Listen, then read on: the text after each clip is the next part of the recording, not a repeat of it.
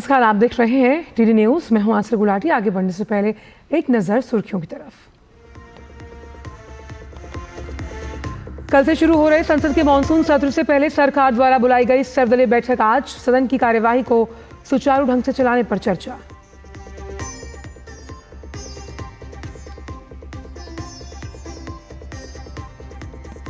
बिहार में जारी voter list के रिवीजन का काम अंतिम दौर में पहुंचा। अब तक 95% से ज्यादा मतदाता मसौदा सूची में शामिल।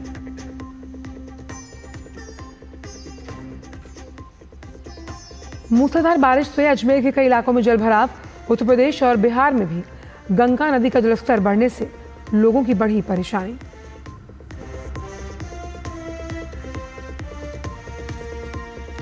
अंतर्राष्ट्रीय खबरों में जापान में संसद के उच्च सदन के लिए मतदान जारी। 248 सीटों में से 125 पर हो रही वोटिंग। चुनाव में बढ़ती महंगाई और सामाजिक कल्याण बने बड़े मुद्दे।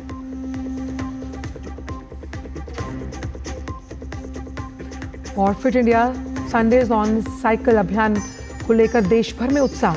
वाराणसी में केंद्रीय खेल मंत्री और खेल राज्य मंत्री ने अभियान की अगुवाई।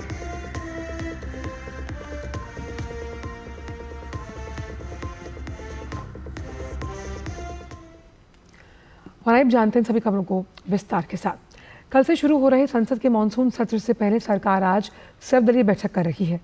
इस बैठक के दौरान सरकार संसद के दोनों सदनों की निर्बाध कार्यवाही सुनिश्चित करने के लिए सभी राजनीतिक दलों से सहयोग करने का आग्रह करेगी। मानसून सत्र 21 अगस्त तक चलेगा। सत्र के दौरान दोनों सदनों की कुल 21 बैठकें होंगी।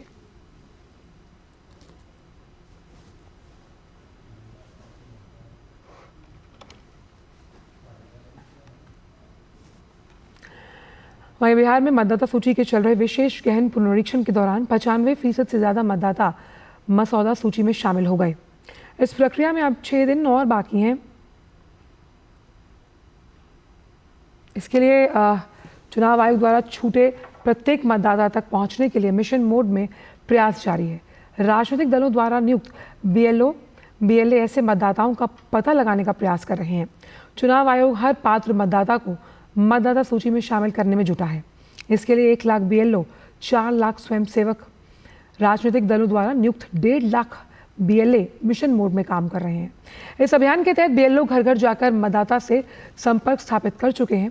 साथ ही चुनाव आयोग देश भर में अखबारों में विज्ञापनों और अन्य सभी संभावित संचार माध्यमों से बिहार के ऐसे मतदाताओं को सूचित कर रहा है। शेष शहरी मतदाताओं को नामांकित करने के लिए बिहार के सभी 261 शहरी स्थानीय निकायों के सभी 5,683 वार्ड्स में विशेष शिविर भी लगाए गए। साथ ही 1 अगस्त को प्रकाशित होने वाली मसौदा मतदाता सूची में कोई भी अगर खामी है तो उसे 30 अगस्त तक ठीक किया जा सकता है।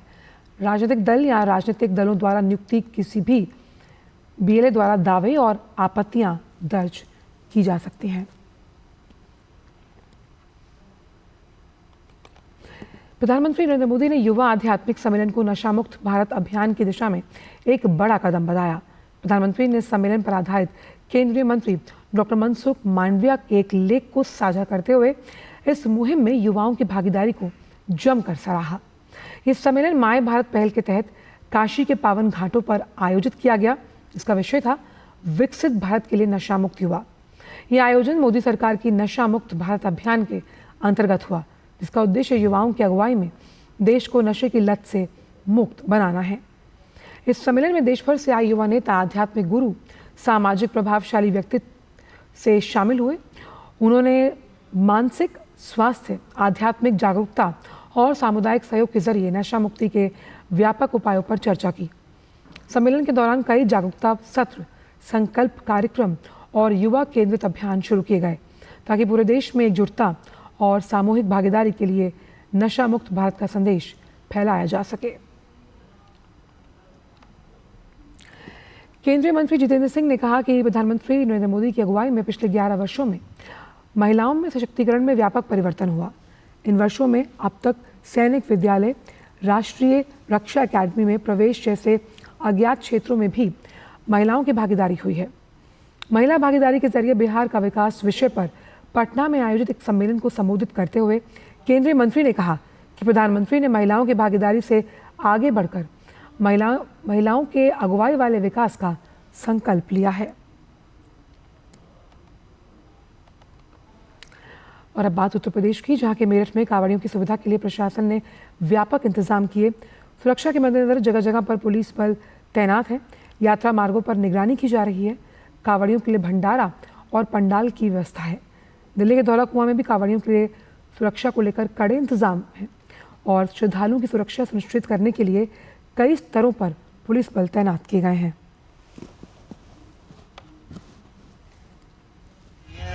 सरकार के द्वारा व्यवस्था सही मिली हुई है, बढ़िया, बिल्कुल बेहतरीन।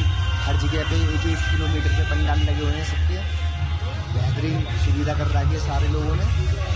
ये व्यवस्था अच्छी हुई है, भंडारे वगैरह है, रहने सहने के लिए जगह, रुकने के लिए व्यवस्था अच्छी हुई है। वहीं सावन का महीना और उसमें कांवड़ यात्रा का उत्साह चारों तरफ देखा जा सकता है। इसी बीच हापड़ पुलिस का एक अलग ही रूप देखने को मिला। पुलिस कांवड़ यात्रा के दौरान न सिर्फ सुरक्षा दे रही है बल्कि सेवा की मिसाल भी पेश कर रही है। भोले की भक्ति में मग्न हरिद्वार से जल लेकर पहुंच रहे कांवड़ियों के हाथों से पंखे की हवा दी जा रही है। वहीं पुलिस सकारात्मक सोच को लेकर सेवा में लगी है। वहीं दूसरी तरफ किसान संगठन के पदाधिकारी कांवड़ियों की सेवा करने में जुटे हुए हैं। बीकेयू लोकहित के पदाधिकारियों ने भी कांवड़ियों की सेवा के लिए भंडारा और पंडाल की व्यवस्था की है। सावन का महीना है, बाबा भोलेनाथ का महीना है और वहाँ उनके भक्त हैं जो कि हमारे आम जनमानस है। तो पुलिस के कम्युनिटी पुलिसिंग का एक जो सिद्धांत है उसके तहत हम लोग उनके और ज़्यादा करीब उनको सहूलियत प्रदान करके उनको सहायता प्रदान करके हम लोग उनका विश्वास जीतने की कोशिश करते हैं। इसी जो सिद्धांत के मद्देनजर हम ये सब कार्रवाई करते हैं कि उनके पैरों में उनको चलते चलते चोट पहुँच जाती है, घायल हो जाती है, उनको आराम दिया जाता है। साथ ही साथ फूल उनके ऊपर उनका स्वागत किया जाता है, उनका हौसला अफजाई किया जाता है। थके रहते हैं, परेशान रहते हैं, दूर से रहते हैं, बहुत भारी मात्रा में जल लेकर के आते हैं। हम लोग कोशिश कर रहे हैं जितना उनको फैसिलिटेट कर सके, जितना उनको मदद पहुंचा सके उनकी इस धार्मिक यात्रा में। तो ये पुलिस लोगों का दिल जीतने की कोशिश करे और पुलिस और जनता के बीच में जो दूरी है वो कम हो। बहुत ही पवित्र और दिव्य यात्रा है और आज भारतीय किसान यूनियन लोकहित के नेतृत्व में, राष्ट्रीय अध्यक्ष देवेंद्र बानाजी के नेतृत्व में जनपद हापुड़ में भी कांवड़ सेवा शिविर शुरू हुआ है। ये हमारा चौथा वर्ष है। हम निरंतर ये शिविर लगा रहे हैं ईश्वर की कृपा से और ये आस्था की यात्रा है, विश्वास की यात्रा है। हम इस यात्रा को हमेशा एक सम्मान, एक श्रद्धा के भाव से देखते हैं और हम सभी शिव भक्तों की मंगलमय यात्रा की ईश्वर से कामना करते हैं। उत्तर प्रदेश में अमरोहा में धार्मिक सद्भाव और भाईचारे की अनूठी मिसाल देखने को मिली। यहाँ मुस्लिम समुदाय के लोगों ने कांवड़ियों पर फूल बरसाकर उनका स्वागत किया।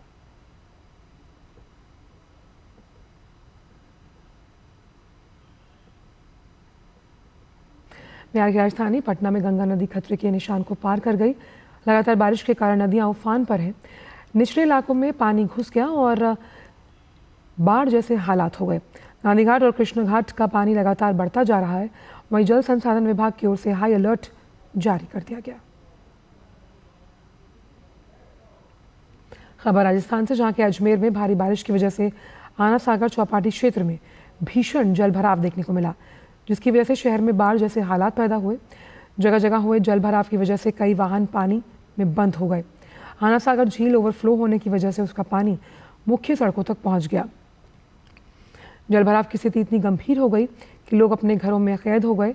जीवन यापन के लिए ज़रूरी सामान तक लाना मुश्किल हो गया। 28 जिलों में मूसलाधार बारिश का अलर्ट जारी किया गया। आईएमडी ने राजस्थान के पूर्वी हिस्सों में ऑरेंज जबकि पश्चिमी हिस्सों में येलो अलर्ट जारी किया। अजमेर में पिछले 48 घंटों से मूसलाधार बारिश ने जनजीवन को बुरी तरह प्रभावित किया। भारी बारिश के कारण शहर की आना सागर झील ओवरफ्लो हो गई, जिसकी वजह से शहर की मुख्य सड़कें और निचले इलाके दरिया में तब्दील हुए। मूसलाधार बारिश को देखते हुए जिला प्रशासन ने एसडीआरएफ और सिविल डिफेंस की टीमों को राहत और बचाव कार्य में जुटने का निर्देश दिया। लगातार 48 घंटे से बारिश की वजह से लोगों के घरों और दुकानों में पानी घुस गया। कई घरों को खाली कराना पड़ा और लोगों को सुरक्षित स्थानों पर पहुंचाया जा रहा है। वहीं दूसरी ओर भारतीय मौसम विज्ञान विभाग ने केरल और तटीय कर्नाटक में अत्यधिक बारिश के लिए रेड अलर्ट जारी किया। IMD के अनुसार अगले 7 दिनों तक केरल, कर्नाटक और तमिलनाडु में भारी से बहुत भारी बारिश रहेगी। मौसम एजेंसी ने अगले 3 से 4 दिनों के दौरान ओडिशा, छत्तीसगढ़, उप हिमालय, पश्चिम बंगाल, असम, त्रिपुरा, अरुणाचल प्रदेश और सिक्किम में भारी बारिश का अनुमान जताया है। 24 जुलाई तक जम्मू कश्मीर, हिमाचल प्रदेश और उत्तराखंड में भी वर्षा की स्थिति बनी रहेगी। उत्तराखंड के देहरादून, टिहरी, पौड़ी, हरिद्वार, नैनीताल, चंपावत, उधम सिंह नगर के अधिकांश स्थानों में गरज चमक के साथ मध्यम वर्षा होने की संभावना है। देश के पश्चिमी भाग में कोंकण, गोवा और मध्य महाराष्ट्र में बारिश होगी। बिहार में हल्की से मध्यम बारिश और बिजली गिरने की संभावना है। मौसम विज्ञान विभाग ने दिल्ली NCR में आंशिक रूप से बादल छाए रहने और बहुत हल्की बारिश की भी भविष्यवाणी की है। खबर वियतनाम से, जहां के हेलोंग बे में एक बड़ा हादसा हुआ। हेलोंग बे में शनिवार को तूफानी मौसम के चलते एक पर्यटकों से भरी नाव पलट गई। इस हादसे में 38 लोगों की मौत हुई है। सरकारी मीडिया रिपोर्ट्स की माने तो बचाव दल लापता लोगों की तलाश में जुटा है।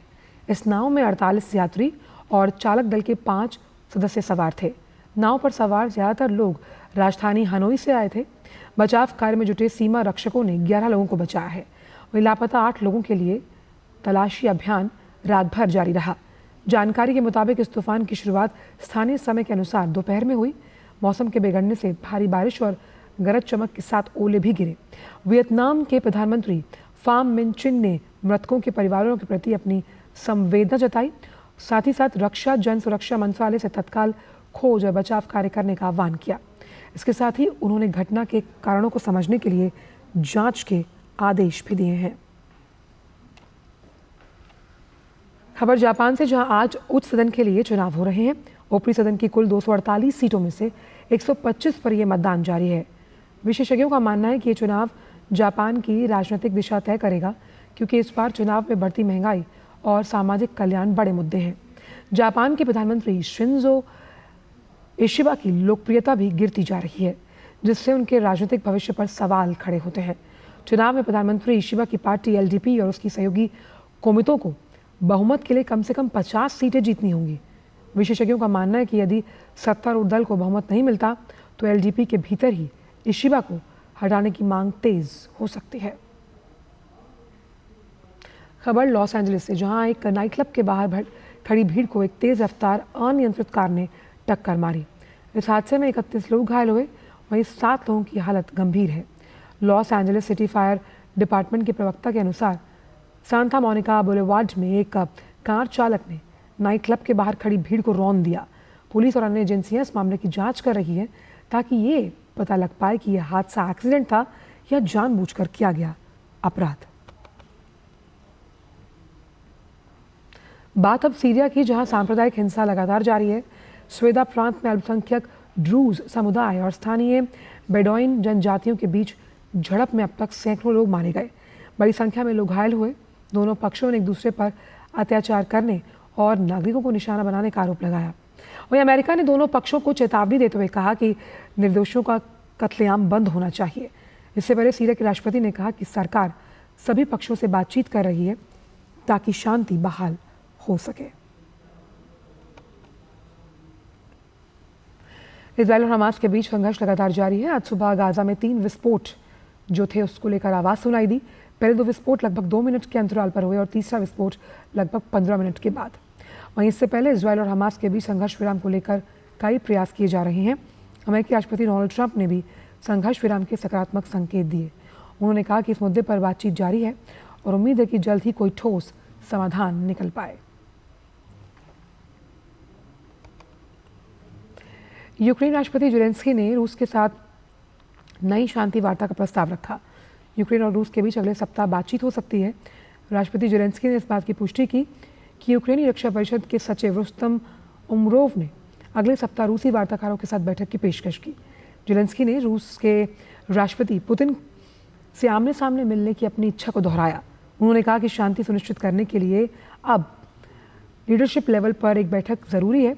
इस साल की शुरुआत में तुर्की में यूक्रेन और रूस के बीच 2 दौर की वार्ता और कैदियों और सैनिकों के शवों के आदान प्रदान पर सहमति के अलावा कुछ भी नहीं निकला। रूस की ओर से तत्काल कोई प्रतिक्रिया नहीं आई। ये प्रस्ताव यूक्रेन पर रूस की ओर से व्यापक हवाई बमबारी के कुछ घंटों बाद आया, जिसमें कुछ लोग मारे गए। युवा मामले और खेल मंत्रालय की ओर से आयोजित होने वाले fit India Sundays on cycle मुहिम के अंतर्गत केंद्रीय युवा मामलों और खेल मंत्री मनसुख मांडविया और राज्य मंत्री रक्षा खडसे ने काशी के बनारस हिंदू विश्वविद्यालय में साइकिलिंग की। इस राष्ट्रव्यापी फिटनेस आंदोलन की शुरुआत दिसंबर 2024 में हुई थी। ये पहल साइकिलिंग को एक टिकाऊ, समावेशी और पर्यावरण अनुकूल व्यायाम के रूप में बढ़ावा देने वाली है, जिसके अनेक स्वास्थ्य लाभ हैं। इस मौके पर खेल मंत्री ने कहा कि आज विशेष तौर पर नशा मुक्ति के संदेश के साथ सभी ने साइकिलिंग की।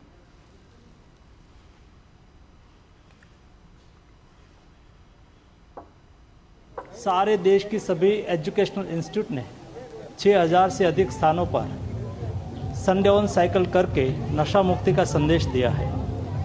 नशा मुक्ति से विकसित भारत के लक्ष्य को हमें हासिल करना है।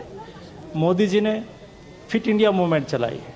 संडे ऑन साइकिल के द्वारा देश के युवा फिट रहे, देश के युवा स्वस्थ रहे, देश के युवा देश के लिए काम करें और समृद्ध भारत का निर्माण करें, ये लक्ष्य के साथ हर संडे ऑन साइकिल होती है और लाखों की संख्या में देश के यूथ संडे साइकिलिंग करते हैं।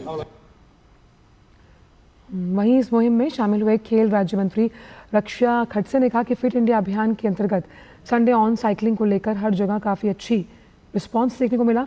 इस अभियान का उद्देश्य लोगों तक साइकिल के माध्यम से खुद को फिट रखना है। आज जो संडे ऑन साइकिल जो हमारे खेल मंत्रालय के माध्यम से फिट इंडिया के अंतर्गत और हमारे मंत्री आदरणीय मनसुख भाई मांडविया जी के नेतृत्व में हर संडे को पूरे देश में कहीं ना कहीं साइकिलिंग का मूवमेंट हो रहा है और मुझे लगता है कि काफ़ी अच्छा रिस्पांस हर जगह पे हमें दिखने के लिए मिल रहा है। और आज भी यहाँ काशी के यूनिवर्सिटी में हमने ये इवेंट लिया। आप देख सकते हो कि काफ़ी युवाओं ने यहाँ पे पार्टिसिपेट किया और इसका एक ही संदेश हम देना चाहते हैं कि साइकिलिंग के माध्यम से आप खुद का फिटनेस को भी मेंटेन करें और उसके साथ ही पर्यावरण को भी मेंटेन करें।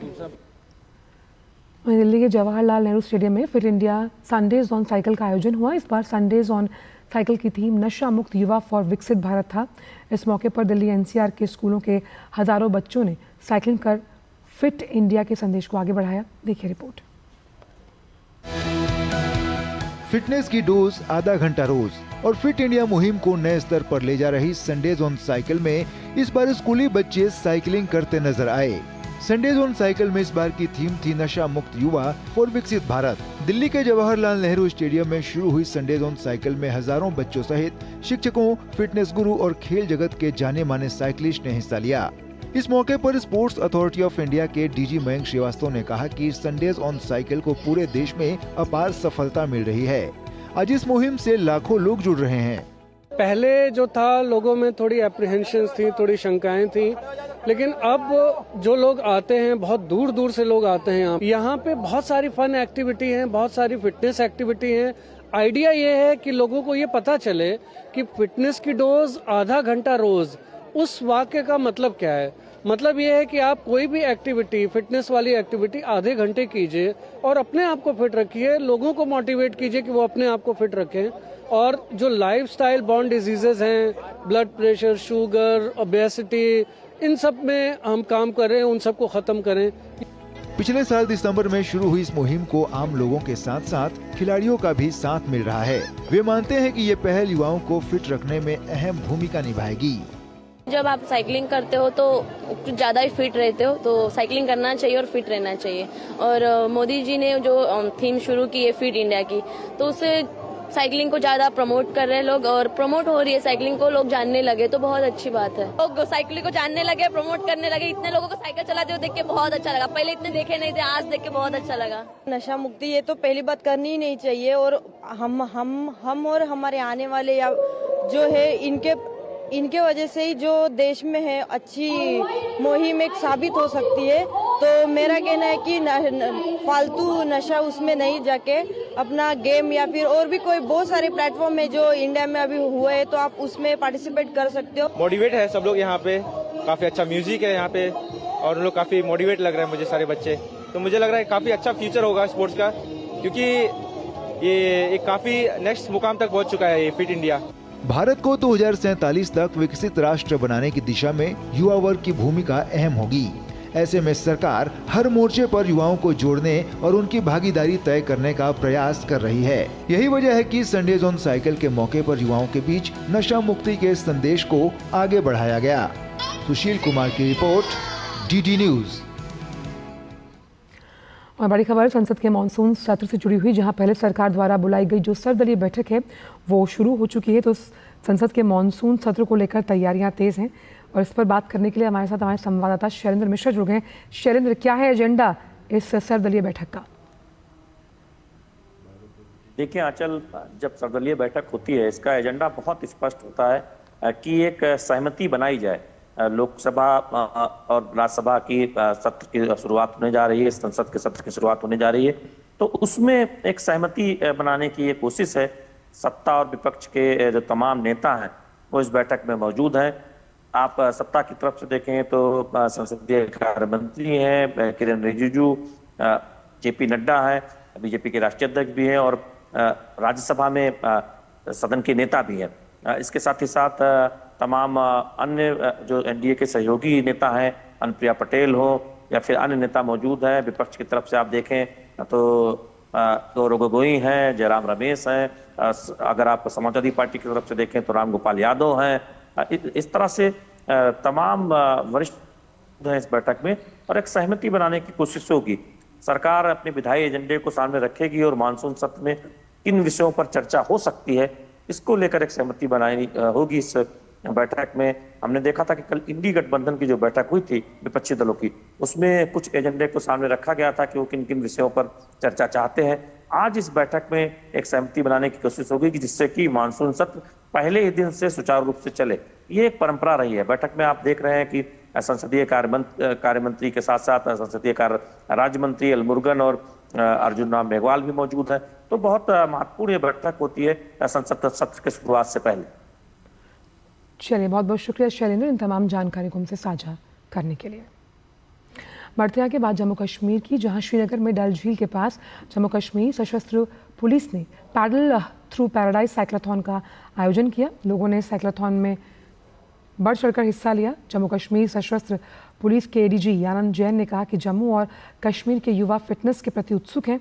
उन्होंने कहा कि हर साल जम्मू कश्मीर पुलिस इस साइक्लोथॉन को आयोजित करती है। सभी वर्ग के लोगों ने इसमें जोश के साथ हिस्सा लिया। आनंद जैन ने कहा कि इससे एक संदेश भी जाता है कि सभी अपनी फिटनेस को बरकरार रखें। नाम से ही पता चलता है paddle through paradise. We know if बरोए फिरदौस जमी अस्त हमी अस्तो हमी अस्त हमी, and I see this a game changer because we know our youth is involved in many wrong things like drugs and all, so this is the best platform to now bring those youth out of those bad habits and bad activities। जैसे कि हमारा already initiative चल रहा है, fit India movement चल रही है, Sundays on cycles चल रहा है, तो ऐसे ही है। अगर पैडल थ्रू पैराडाइज इससे पहले भी हुआ था, लास्ट मंथ में हमारा यहाँ पे जे.एंड.के स्पोर्ट्स काउंसिल ने किया था ऑर्गेनाइज, तो कंटिन्यूसली हो रहे हैं, चीज़ें हो रही है, and I can see positive change, I can see a positive result coming out of this things. ये एक बहुत ही अच्छा इनिशिएटिव है जे.एंड.के पुलिस की तरफ से। ये हर साल पैडल फॉर पीस होती है और सभी बच्चों की गैदरिंग होती है। अराउंड 4500 साइकिलिस्ट यहाँ पे पार्टिसिपेट कर रहे हैं और इनको अपनी कैपेबिलिटी का पता चलता है कि हम रेस कर रहे हैं। सो एक अच्छा इनिशिएटिव है, इससे काफ़ी अच्छे फ़ायदे मिलते हैं। बहुत अच्छा लग रहा है, मेरा पहला एक्सपीरियंस है यहाँ पे, फर्स्ट टाइम आया हूँ कश्मीर में रेस खेलने। आना चाहिए, हाई एल्टीट्यूड पे ट्रेनिंग करनी चाहिए, एंड्योरेंस बढ़ता है। I am very excited. See, you can see the little kid here. So it's a good initiative, good for youth because you know currently बच्चे का किस तरह जा रहे हैं, ड्रग्स की तरह ऐसे जा रहे, तो ये फिटनेस के लिए भी अच्छा है। साइकिल थ्रू पैराडाइज ये हमारा एक ईयरली फिक्चर है और हर वर्ष जम्मू कश्मीर पुलिस इस साइकिल रेस को ऑर्गेनाइज करती हैं। और जैसे कि आप देख रहे हैं कि काफ़ी जोश से और काफ़ी खरोश से सभी वर्ग के लोगों ने इसमें पार्टिसिपेट किया है। खासकर आप देखेंगे तो बच्चे, खासकर 5 वर्ष से लेकर 60 वर्ष तक के युवा जो हैं उन्होंने भी इसमें पार्टिसिपेट किया है। और इससे एक संदेश भी जाता है कि आप अपनी फिटनेस बरकरार रखें और युवाओं को भी ये संदेश है कि अपना जो शक्ति है उसको राष्ट्र निर्माण में लगाएं। इस बार जो कैटेगरी थी स्पेशल एबल्ड वुमेन और मेन दोनों में देखा आपने पार्टिसिपेशन काफ़ी अच्छा आया है और सभी ने बड़े जोश से इसमें पार्टिसिपेट किया है। इसमें एक संदेश ये भी है कि युवा जो है इस नशे की लत से भी दूर रहें और अपनी फिटनेस वगैरह जो है वो मेंटेन रखें, ताकि वो अपनी उन्नति के साथ साथ राष्ट्र का निर्माण भी कर सकें। फिलहाल समाचारों में इतना ही, दीजिए इजाजत, नमस्कार।